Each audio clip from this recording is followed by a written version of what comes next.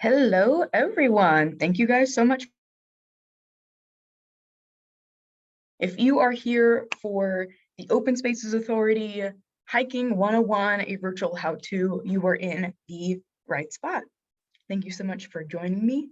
Happy 2023. I hope everyone had a safe holiday celebration and is having a safe New Year's right now.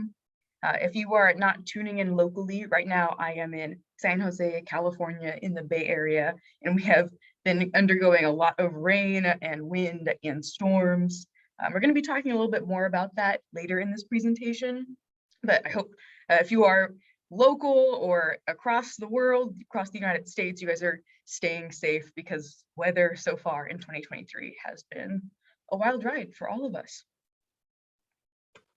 So I am Michelle Garcia. I am the Educational Programs Coordinator for the Open Space Authority.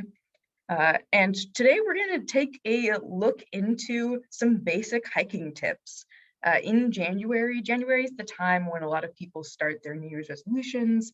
They take on new hobbies, new interests, including hiking. Hiking has been one of my lifetime loves, and I am so excited that you all are interested in taking up the hobby of hiking.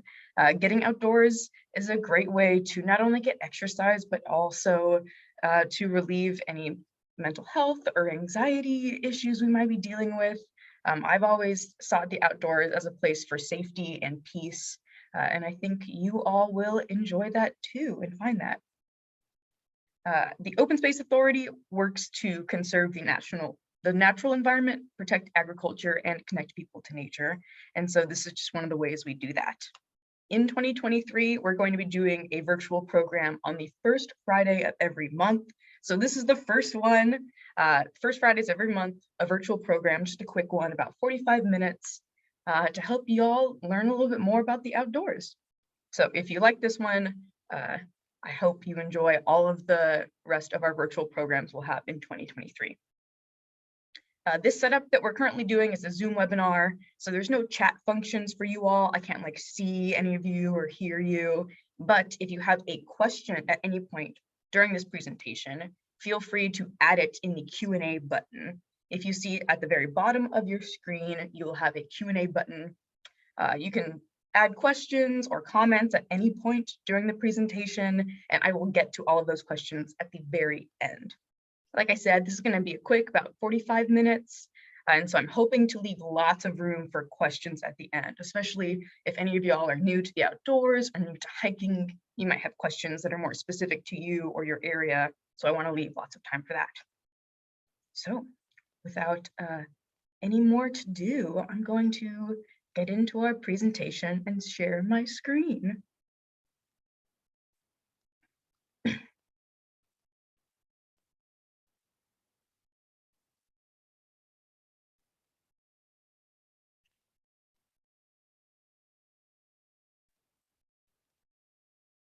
All right. Here we go, Hiking 101, a virtual how-to with the Santa Clara Valley Open Space Authority. Oh, one thing I almost forgot to say. Today, or not today, this year, 2023, is our agency's 30th anniversary. So we're going to be doing a bunch of cool events, and we've got some fun things coming up this year as an agency. So thank you all for joining us. 30 years, woohoo. As I said before, the Open Space Authority works to conserve the natural environment, protect agriculture, and connect people to nature. We also work with lands that are originally stewarded by Indigenous peoples for thousands of years. We want to honor Indigenous peoples and tribal representatives who work today to restore and protect their culture and connection to the land. In this presentation, I'm going to talk a lot about how we respect the land, how we respect ourselves and others. And another really important thing to respect is the ongoing work of conservation and the history of conservation and all of the people who have worked to steward these lands. So where am I right now? I am currently in San Jose, California. The Open Space Authority currently has 3, soon to be 4 preserves that are open year-round. At the very top of this map in San Jose, you'll see a big little blob blue with the number 1, that is where Sierra Vista Open Space Preserve is. That's kind of up in northeast San Jose, really close to Milpitas. Our second one down at the bottom, it's the orange, number 2. We have Rancho Cañada del Oro Open Space Preserve. Our third one, that green little blob, is Coyote Valley Open Space Preserve. And our fourth, soon to be fourth preserve, it's going to be opening later this year, is Mayan-O-Yakma Coyote Ridge Open Space Preserve. So another thing, so Coyote Ridge isn't quite open yet, but it will be soon. So far right now, we've got 3 that you can visit. A lot of things that I'll be referencing during this talk will be specific to these preserves, but if you are not local to the area or you're hiking at other spots within San Jose, all of these principles will still apply, but I'll just specifically reference these parks a lot. So this is where they are. So if you are new to the outdoors, you may not have heard of this, but wobbly. A lot of people who are very fond of the outdoors know this principle of leave no trace. It's also sometimes abbreviated as LNT. This basically means it's kind of like do no harm. When we go out into the outdoors, we want to make sure it stays how it is, because especially in the Bay Area, there's a lot of industrialization, there's a lot of buildings, and we're losing a lot of open spaces in natural areas. And so what we do have left, we want to protect. There are 7 principles to leave no trace. I, as a pretty avid hiker, camper, backpacker, I know all of these. I know it's kind of a lot for anyone who might be new, so I'm going to be summarizing these 7 principles during this talk. But all 7 principles are, you want to plan ahead and prepare, travel and camp on durable surfaces, dispose of waste properly, leave what you find, minimize campfire impacts, respect wildlife, and be considerate of others. Like I said, if you're a new hiker, that's kind of a lot of stuff to keep in mind, but a lot of people summarize these 7 principles as take only pictures, leave only footprints, respect the land, respect plants and wildlife, and respect yourself and others. If you keep those 3 things in mind, respect the land, respect wildlife, and respect yourself and others, you will have a 10 out of 10 experience in the outdoors. So today we're going to talk about what does that actually mean and what does it look like to respect the land, respect wildlife, and respect yourself while you are in the outdoors. Again, we're going to be talking about things mostly for like day hiking. We're not going to be talking a lot about overnight camping, so you probably won't be needing any tents or campfires. This is for front country day camping. You are close to cell service, you are close to emergency services, you're not doing any overnight stuff here. This is just an introduction to some important hiking principles. So what does it look like to respect the land when we go out for a hike? One important thing that you need to do to respect the land is to plan ahead of time and check current trail conditions. Almost every park agency will have something on their website that talks about current trail conditions. At the Open Space Authority, if you go onto our website, there is a page called Conditions and Guidelines. It looks just like this, what I have on our screen, and it shows what parks are open, what trails are open, what their conditions are. It also shares our general rules and guidelines, which is basically you don't collect any plants or animals or rocks. You don't leave anything there. You don't leave any trash. I took this screenshot yesterday, January 5th. And as you can see, all of our, so as you can see, there's a lot of closures right now in our parks. Like I said, there's been a lot of rain and high winds. And so that's one of the reasons it's important to check ahead of time what the conditions are.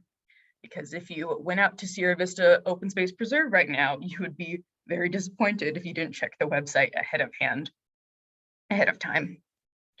Just a little update about all of our trails. Sierra Vista Open Space Preserve is closed. It is fully closed right now. That is a preserve that is very prone to erosion. It's up on these beautiful high hilltops, and it's like gorgeous grassland meadows, but that means that when heavy rains come, our trails can get washed away very easily, and we'll need to wait until the trails dry out and we can do some maintenance on them before we can reopen Sierra Vista.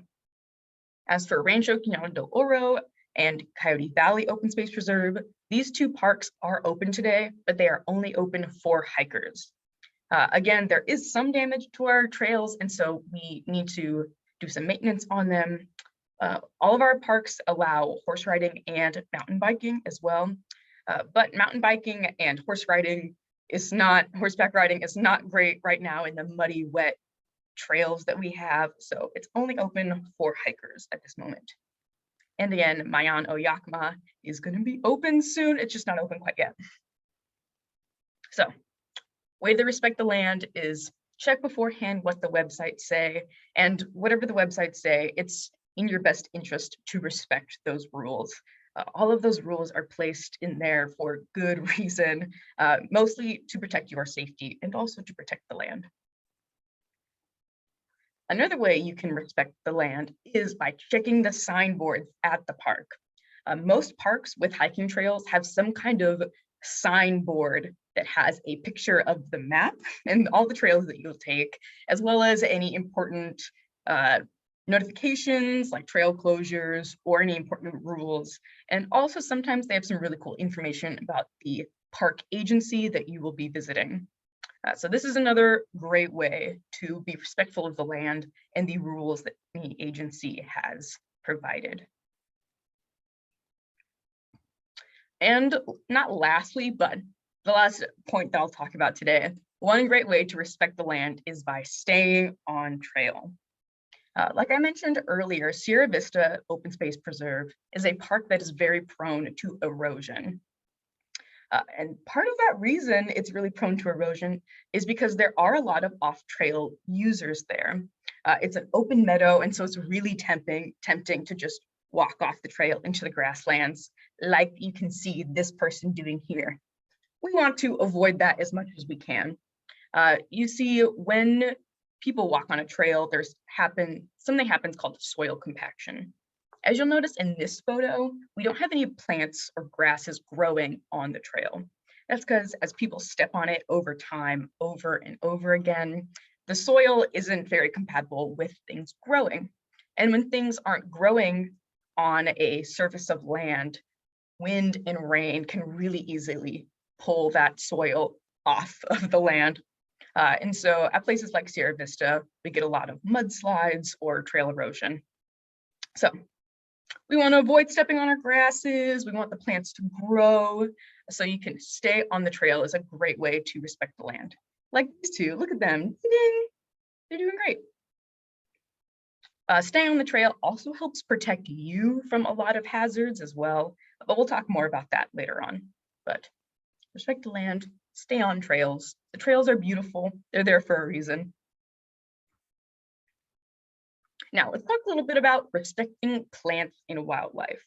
One great way to respect plants and wildlife is pack it in, pack it out. Whatever you bring with you to our parks, we ask that you take it back with you. Whether it's friends or loved ones, make sure your whole group is accounted for when you leave the park. But also any trash or any food. Animals in our parks, birds, squirrels, they always are really excited when people use picnic areas like this because they think they're going to get a snack. But our food can be dangerous for different animals. We've got chemicals that might not be good for them. And sometimes they wind up eating our trash, which is also not good for them. Animals are not meant to eat plastic. And so this group is doing a great job. They are keeping all of their food on the designated picnic area. And I'm sure that once they left, they picked up all their stuff and carried it out with them. An interesting fact on our parks is that we don't often have trash cans at our preserves. And the reason for this is because we want to encourage people to pack out whatever they pack in. We don't want any of your trash. We want you to dispose of that at your own place. Nice. Another way to respect plants and wildlife is to know how to interact with any wildlife that you see. When you come to an open space preserve, you will definitely run into plants and animals. Just like this little baby deer, it's so cute.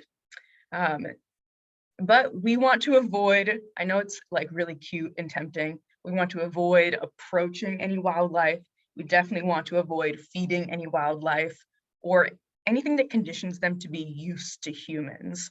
We want these animals to stay wild and be protected in their natural habitat. This is their home. This is the place they're meant to be safe. And so we do not want to chase them or harass them. We want them to stay as they are. Another great way to do that is by staying on trail. Another reason why we don't want to harass wildlife or maybe stay too close to plants is because there are plants and animals out there that could harm us, such as poison oak. I know a lot of new hikers may be very cautious because poison oak can be really hard to identify. But there is a little rhyme that you can keep in mind to help avoid touching poison oak. It's called "Leaves of Three, Let It Be." As you can see in these photos, these are all photos of poison oak. All of the leaves kind of grow in 3 leaf patterns. There's always little 3 leaves coming off of each branch. If you see a plant like that has 3 leaves coming off of it, you want to stay away from it. It might be poison oak. You see that all 3 of these photos do look very different. On the far right-hand side, we've got some like really beautiful leafy green poison oak. At the bottom, you have some bright red. Oh my gosh, when it looks bright red like this, I always really want to touch it because it just looks gorgeous. And at the top left, you'll see some like shiny kind of purpley looking poison oak.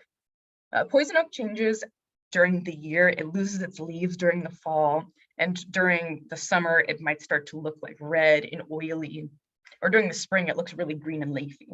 So it can be hard to identify throughout the year because it changes so much. One rule of thumb that I follow is that if I don't know what a plant is, I usually don't touch it. And that's because, you don't want to be touching poison oak or some other plants that'll give you a bad reaction if you touch them. So you want to give plants and animals a nice, healthy breathing space because you want to just take pictures and you don't want to leave any harmful impacts on the plant and animal, and you also don't want them to harm you. Another really common question or concern that I get from park visitors who might be visiting us for the first time is about animals like mountain lions. Mountain lions have gotten, some negative rap, but they are a large predatory animal, and a lot of people are concerned because they do have the capability of harming humans.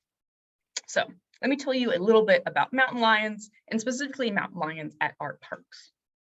Mountain lions are an animal that are called crepuscular animals, which means they are most active at sunrise and sunset.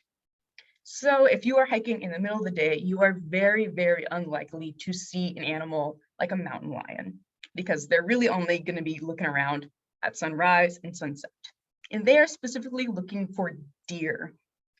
Deer is their main food source, and so they really are not going to be looking or hunting you. They're going to be looking for deer to snack on. That's another reason why if you see deer in the park and they look alert, they're looking around, you just want to keep your distance from deer because something might be hunting them. All of our parks open at about 7 a.m. and they close at sunset. Part of that reason is to allow animals like the mountain lion or bobcats to have plenty of time to hunt without human disturbance. So at our parks, it is very unlikely that you may actually see a mountain lion. But if you do see a mountain lion, your goal, you should not run away from the mountain lion and you should not approach the mountain lion. But what you want to do is make yourself as big as possible. If you have a backpack or any sticks or rocks nearby, hold them over your head. You can throw things, you can yell, scream at them, anything to scare the mountain lion away from you. Like I said, the mountain lion is not looking to hunt or harm you. It is looking for deer. So if it sees you as a threat or thinks that you're going to put up a fight, it is not going to want to be anywhere near you. Mountain lions are usually pretty afraid of humans. If they hear like the voice of a human talking or singing, they're usually going to avoid that whole area if they can even hear humans around. So you should be safe, but in case you do see a mountain lion and you are concerned, don't run, make loud noises, be as big as possible, and try to scare it away. If you ever see a mountain lion with a cub like this, you want to absolutely avoid being in between the mama mountain lion and her cub. So if you need to give them lots of breathing room, lots of space, hold your ground, scare them off. And if you can, call for help. I do really love mountain lions though. I've never been able to see one in person, but they are an apex predator in our ecosystem, which means they hold a really important piece in the puzzle of our parks. And they make sure that deer do not get overpopulated, and they really help keep our parks a beautiful place. So the fact that we even have mountain lions at our parks is really like a beautiful privilege because we don't often have them around in this area, and they play a really important role. Water break.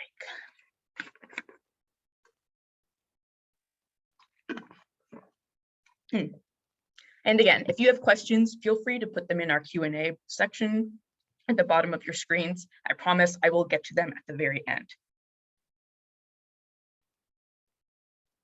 So lastly, how do we respect ourselves and others while we are on the trails? This is one of the most important parts of this to make sure that you have an enjoyable time while you are hiking. One important thing about this is trail etiquette. As I mentioned before, all of our parks allow hiking, equestrian use, and also mountain biking. A standard trail courtesy at our parks and at many other parks is that hikers yield to horses. So if a horse is coming, you want to get out of their way. And bikers yield to hikers and horses. Horses usually always have the right of way. This is because there is a person on top of an animal. The animal has a mind of its own and sometimes uses it. And so we want to give horse riders a nice big distance. If they ask you to step to the side of the trail or anything like that, you always want to give them a nice healthy breathing room.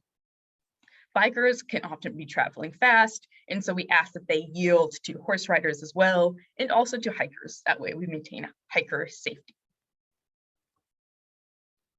Another great way to respect yourself is to come prepared with something like the 10 essentials.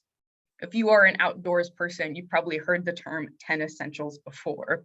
If you are new to hiking, the 10 essentials are 10 things to bring in your backpack that make sure you are prepared for the outdoors.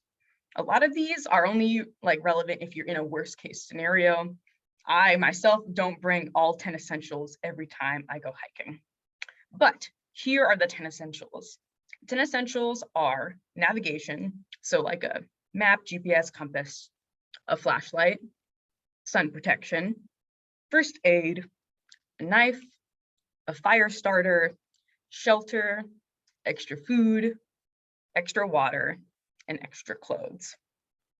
Again, I don't bring all 10 essentials on every hike that I go on, but I am going to show you what I do take on my hike. I'm going to stop sharing my screen real quick so you can actually see me. Nice. So this is my go-to hiking backpack, especially when I am out at an open space preserve and I'm working. It has all my cool open space buttons on there. And so a part of the 10 essentials is bringing a fire starter and shelter. Those are things I almost never take with me on a day hike, but I do always make sure I have extra food. I love these little squeezable apple sauces, a nice high calorie granola bar. You can tell these have been living in my backpack for a while. I should probably swap them out. But you never know how hard a hike might be. You might think you're going out for a hike that you've done a bunch of times. Just that day, it's not working out for you and you need that extra fuel. always, always, always bring extra food. I also always bring extra water. Whenever I go out on a hike, it does not matter how long the hike is or how short the hike is, I always bring 2 liters of water. I usually have a designated water bottle that I absolutely drink out of, and I try to reserve my second water bottle for just in case I need that extra water because I'm not feeling that great today, or maybe I decide last minute to go farther than I thought I would. Or I always bring extra water in case I run into someone who needs extra water. That happens all the time that, like I said, you're just more winded than usual, or maybe someone got lost and they might need that extra water. So I always bring 2 liters or 2 bottles of water. I bring, let's see, what's in here? I always have sunglasses on me. I always have sunscreen on me. I always have hand sanitizer on me when I hike. Oh, on the 10 essentials, they have a knife listed. I usually opt for something more like a multi-tool. I just think it's much more helpful than just a knife. You've got screwdrivers on here. You've got a little corkscrew. It's just going to be able to do a lot more than just a simple knife. Also, when I'm on a day hike, I usually don't ever really have the need for just a knife. But if I see a plant or a mushroom or something cool that I don't really want to touch because I don't know what it is, I will use my multi-tool or something on here as just a little scientific poking mechanism. I might cut into it to see what happens. So these are great if you want to take a closer look at something and you don't want to actually touch it. A little multi-tool or a knife is super helpful. Let's see. What else? Oh, I always bring my phone when I hike. That might be a little counterintuitive for some people because they want to get out into the outdoors to kind of get away, take a break. But I always bring my phone with me because if something does happen and I need to call in case of emergency, I always want to have it. Also on my phone, there's GPS. There's, I can ID plants and animals. I have iNaturalist on here. I have Seek.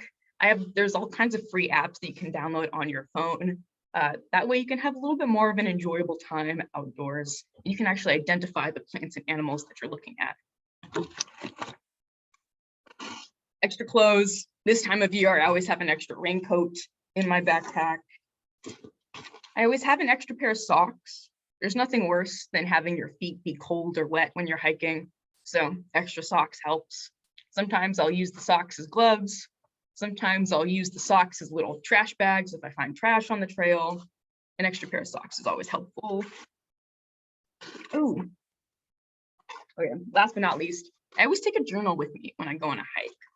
I know a lot of this talk has been about like safety and what you do or don't want to do. But like I said, I've got extra pictures out here too. The outdoors is a really beautiful place. It can be a really meditative and peaceful time. And I usually take a journal with me to write down my thoughts, maybe do some drawing, record what I see. I've got a bunch of stickers on here. Yeah, it's always like a fun thing to do is just take a break and sit and think about what you're grateful for while you're out there. Ooh, my headlamp, flashlight. You never know how dark things are going to get so quickly, especially when time zones change and you're not really paying attention. If you're like me, you just decide to go out there and it lasts longer than you thought it might. A headlamp is always helpful. Yeah, I think that's it. And of course, I have a pen to write with my notebook. Yeah, that's kind of my version of the 10 essentials. Oh, and I have my first aid kit. This one kind of lives in my car. And then when I go out onto the trails, I always just throw it right in. Yeah. All right, I'm going to share my screen and then I'm going to finish going through my presentation. That way I can have plenty of time for all your guys' questions.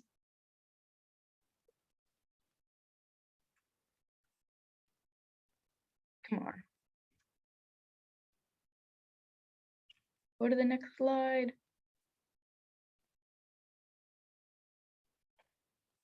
There we go. Ah, we're running so short on time. I should have been paying closer attention. Oh well. The best way to avoid getting lost, have a map with you, have a map downloaded on your phone.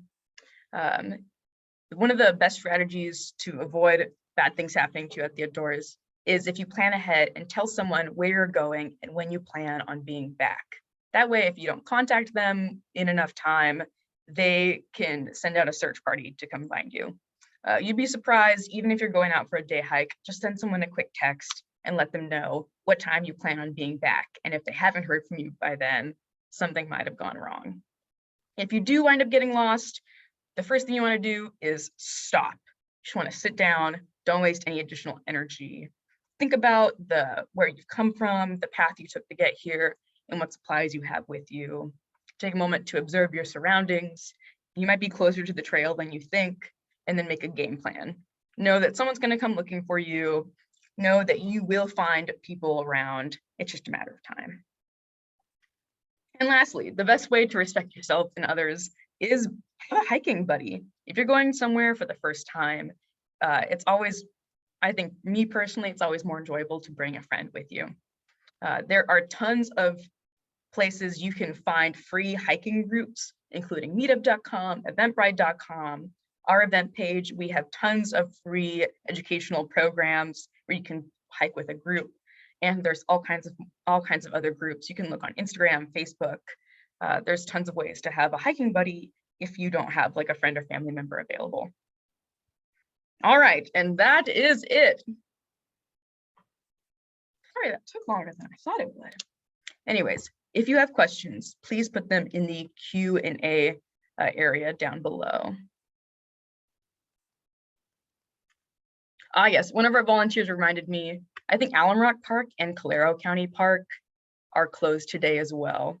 So you definitely want to check ahead of time, especially in the wet winter or in the high heat summer, if areas are closed for fire danger or for high heat or wet rains. Oh, someone asked, is there a type of satellite phone that doesn't cost too much that would work if there's no cell service to call for help in emergency when hiking alone? I'm not so sure about a cheap satellite phone. Most of those are pretty pricey, but they're a really good investment. I know I have one that I take when I go camping or backpacking. I also, as a staff person at the Open Space Authority, everyone gets a radio. That way, if you go hiking and you don't have cell service and you need someone, a radio will help and you can always find someone to contact. So yeah, I don't know of a specific satellite phone that would be a good recommendation, but they're a worthwhile investment if maybe you're new to the outdoors and you want to go like camping or backpacking for the first time.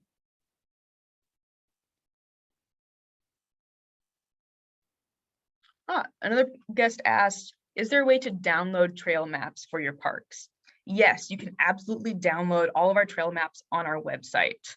We have mobile version of all our maps. We've got a bunch of these, and they will have all of the trail maps. You can download them all off of our website. You can also, there's a lot of different map apps available on your phone. I really like Avenza. You usually have to buy some of the maps on there, but they have really accurate maps on Avenza, and you can download whole areas that'll show you different trails.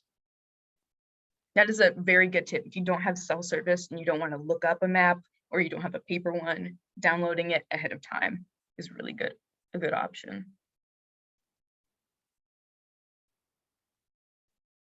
Oh, yes, our volunteer also said, take a watch with you when you hike to keep track of time. Whenever I go out, I just have this like cheap waterproof watch. It's nothing fancy, but it keeps track of time. It is a good idea to keep track of time so that you're not out too long. And you know, that friend that you texted who is going to come looking for you, they might come looking for you if you lose track of time because you're having too much fun in the outdoors. So definitely take a watch with you to keep track of time. Also, if our preserves close at sunset, we usually try to lock our gates, and you don't want to get your car locked in because that would be rough. Yeah.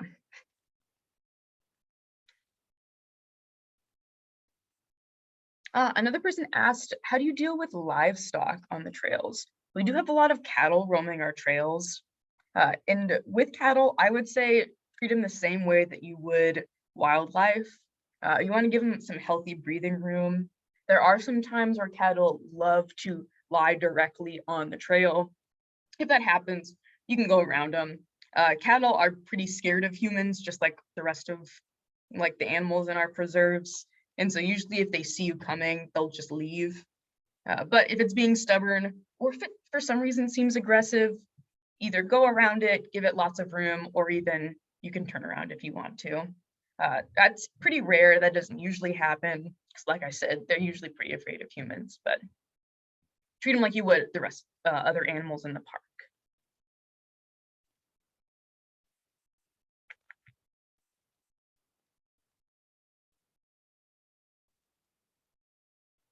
Yes, you can also take a picture of the trail map on the signboard before you head out on the hike.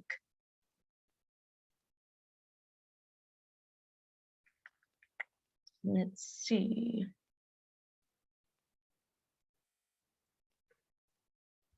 Oh, someone said that Garmin InReach, actually I have heard of Garmin, that's a really good brand, allows to send texts and SOS via satellites. They do require a subscription and yeah, it's not cheap. But if you're gonna be in the outdoors, it might be worth it. This guest said it was $440 for the device.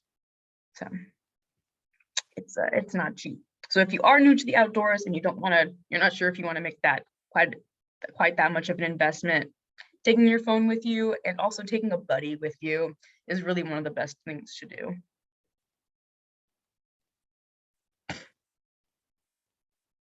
Ooh, if it gets dark, can you camp on the trail overnight? So if you get stuck, say at Coyote Valley Open Space Preserve, and you're lost and you have to get stuck there overnight, I mean, your safety is kind of the number one concern, so you kind of got to do what you got to do. If one of our staff members goes to close the parking lot and they see that a car has been left there, usually that's a sign that like something's wrong. Usually that's a sign that, you know, someone's gotten lost, someone might be hurt. And so they usually, you know, either will hike the trail or kind of wait around for a while. They might notify local rangers. So if they see your car in the parking lot, that's usually a sign that something's gone wrong and they might be on the lookout. Although sometimes people just hang around for a while. Another tip, if you are maybe hiking in a new area or you're kind of concerned, maybe you're by yourself and you might get stuck there overnight. When you park your car in the parking lot, you can write a quick note that says your name, maybe your description, your phone number, and say that if you're not back at a certain time, like that something's wrong. You can just leave a note on your dashboard. Our staff people will see that and read that. And that's another trigger to know that, hey, something's wrong. This person said they plan on being back. And if they're not, you know, maybe we need to go look for them. But if you're injured and you need to stay there overnight, people will come looking for you. If you can make it back to your car, obviously that is preferred. Someone asked advice about crossing creeks. This is a really common one, especially right now. There's probably a lot of creeks that need to be crossing that aren't usually at such a high level. If you have hiking poles, if you take hiking poles with you, that is a great help in crossing creeks because, you know, the rocks aren't always going to be super solid. They might be slippery, moving around.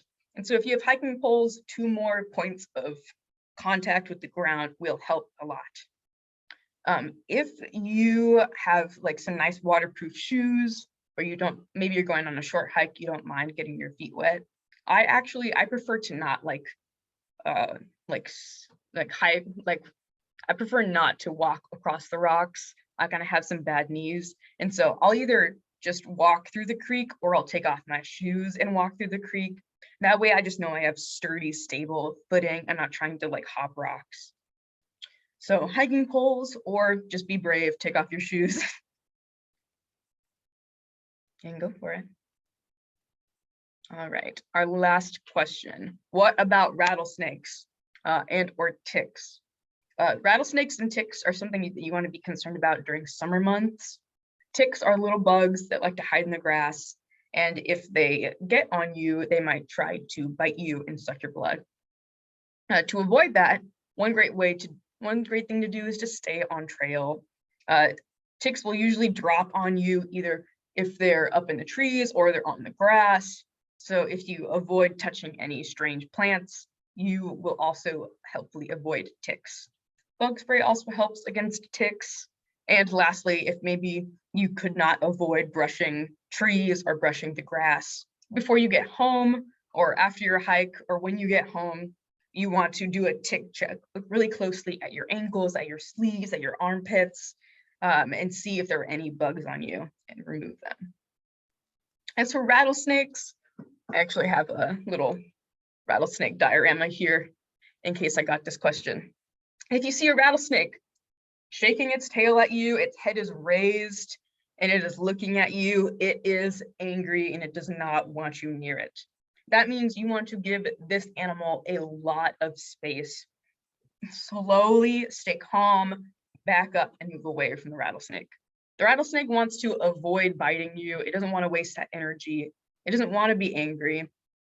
But if that happens and you do wind up getting bit somehow, you want to call for help immediately. Try to stay calm, try to apply pressure to the wound.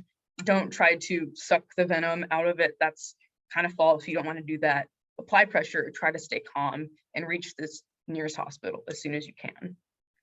For all of my hiking I have done out in the summer at all of our preserves in the rest of California, I have never been bit by a rattlesnake, but I have seen many rattlesnakes. I've even, I accidentally stumbled upon a rattlesnake and it's done this at me, shaking its tail. I've never been bit. I always give them tons of space. You always just want to be aware of your surroundings as you hike. And again, stay on the trail.